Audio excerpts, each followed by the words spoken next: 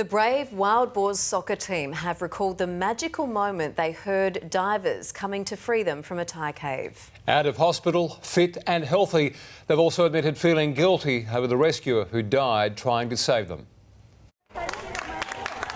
Introducing Thailand's lucky 13, the Wild Boars. Dressed in their uniforms, soccer balls in hand, the most famous football team on the globe heads to the stage.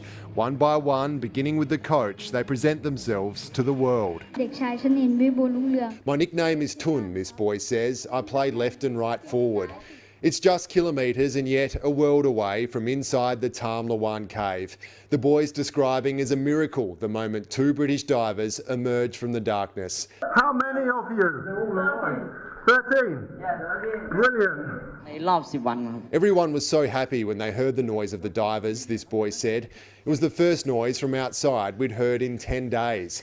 They spoke of how they took turns trying to dig their way out, surviving off water from rock formations. I felt dizzy due to my hunger. I stopped thinking about food because it would make me even hungrier.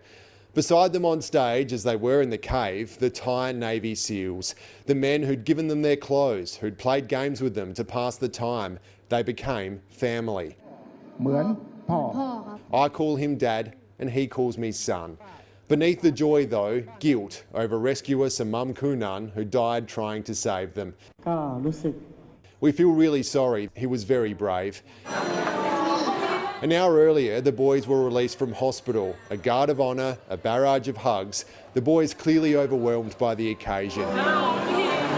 One of them tearing up as he thanked medical staff. They left the hospital into waiting cars, back into a world desperate to hear their story. Well, this is a major moment for these boys. There's screaming, there's cheering, there's waving. It really is a hero's welcome, but there are concerns about what's going to happen in the weeks, months and years to come. How will the boys cope when the hype has died down? For now, that's little concern to their families. These boys are finally home.